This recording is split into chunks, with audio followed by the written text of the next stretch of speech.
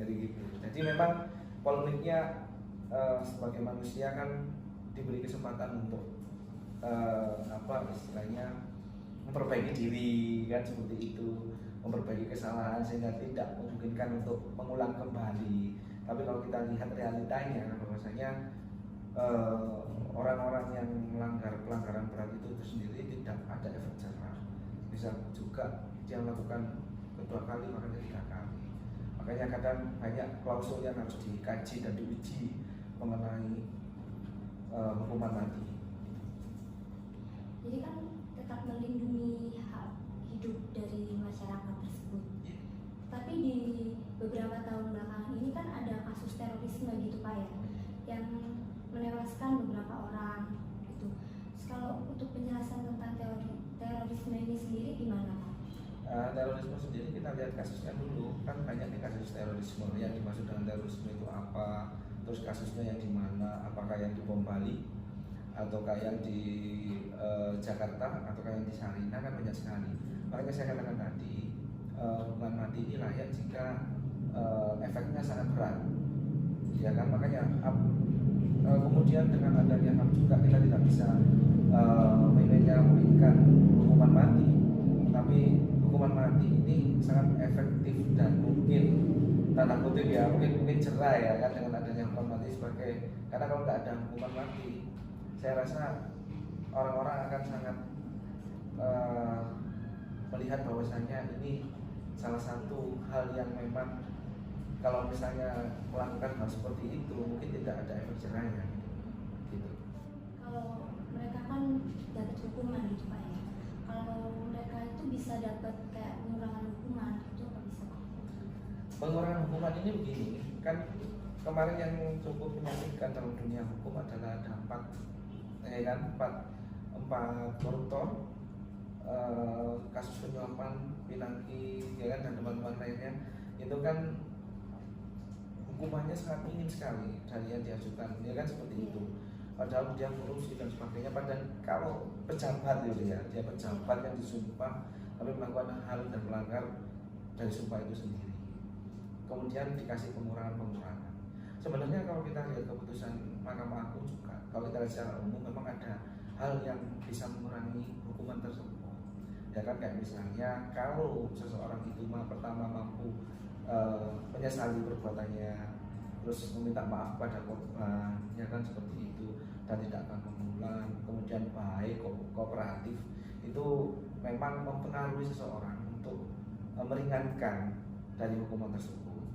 Tapi kita kan hal ini yang menjadi dipakai orang-orang tertentu, bahwasanya untuk kasus-kasus tertentu harusnya ini tidak bisa dipakai kan gitu kan, sehingga koruptor-koruptor itu akhirnya memakai klausul-klausul seperti ini ya kan, dia mengakui kemudian minta maaf dan tidak jadi, sehingga pengurangan seperti itu terkesan baik, sopan kan gitu, sehingga iya kooperatif saat pendidikan. Memang kalau orang-orang kan mesti tahu gitu kan, belum lagi nanti ada remisi ya kan di hari-hari besar atau 17 Agustus kan gitu biasanya gitu.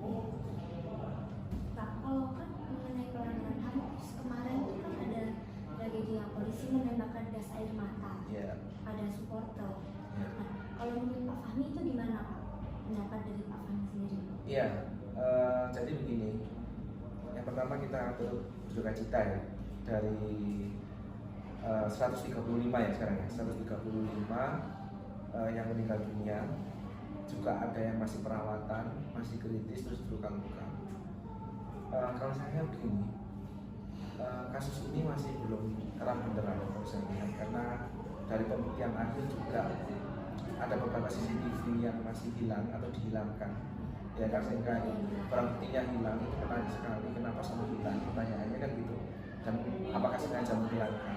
Sama juga ketika kita bertanya-tanya kenapa pintu 13 atau 12 tidak dibuka dan siapa yang menguji. Jadi kalau teman-teman pernah ke stadion ya, saya juga biasanya tiket 4 itu kalau teman-teman pernah lihat Arema sendiri, apalagi ngelawan Persebaya ya, euforia yang ada di stadion itu sangat-sangat luar biasa. sehingga selama ini kita aman, bahkan wanita, anak-anak diajak ya kan supaya untuk menjadikan sejarah kebanggaan sebuah klub bola Arema ya kan. Tapi begitu kemarin itu sangat tindakan aparat ya kan seperti itu, saya rasa tidak masuk akal.